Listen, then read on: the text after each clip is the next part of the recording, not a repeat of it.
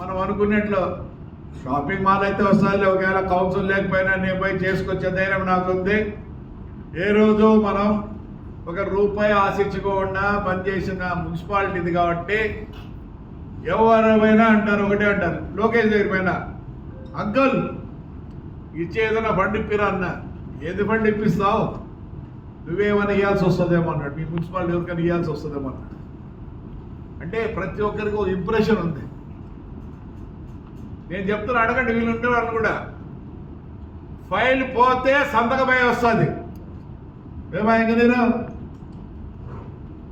ఏ గారు చెప్పండి, ఫైల్ పోతే రాదు, ఒకవేళ లేట్గా రావచ్చేమో కానీ చూడు కూడా చూడరు, అక్కడ చూడరు, మళ్ళీ కొరియరు. మన మున్సిపాలిటీకి అంత మంచి పేరు ఉంది. ఒకవేళ మీరేమైనా ఫీల్ కావచ్చేమో ఏంటని, ఎక్కడ బాగలేదు. ఇంకా కొందరు బడ్జెటే చేయలేదేమో, బడ్జెటే చేయలేదు, ఎవరు చేయలేరు. ఎందుకంటే ఇక్కడ వైట్ పేపర్ ఎక్కడ ఏమి నల్ల ఇంకుతో రాయరు, కరెక్ట్గా రాస్తారు, కరెక్ట్గా చేస్తారు. చెప్తేనే ఒక తాడిపత్రిలో పుట్టిన వాళ్ళు ప్రతి ఒక్కరూ పుణ్యాత్ములు.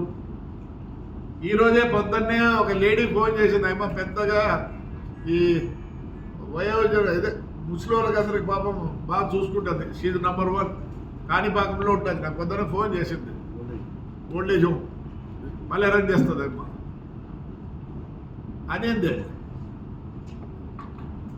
అన్న ఊరికి నన్ను అడిగింది కాణిపాకం రాన్న అంటే, నాకు కాణిపాకం అవసరం లేదు, శివాలయం అవసరం ఏమవసరం లేదు, నేను చేస్తున్నా కాబట్టి, ఇంకా నేను ఎప్పుడు వాళ్ళతోనే ఉంటున్నాను కాబట్టి అంటే లేదన్నా మేము రావాలనుకుంటున్నాం ఒక 50 మంది పిలుచుకురా తల్లి, నువ్వు ఈ బస్సు ఆడ నుంచి ఖర్చు నేనే పెట్టుకుంటాను. మనం ఎప్పుడు అన్ని దానికి ఆదర్శమే. లాస్ట్కు శ్మశానం కూడా ఇచ్చిన ఇస్తే బాధపడ్డాడు. ఏది ఇది కూడా తీసుకునేవా అన్నాడు.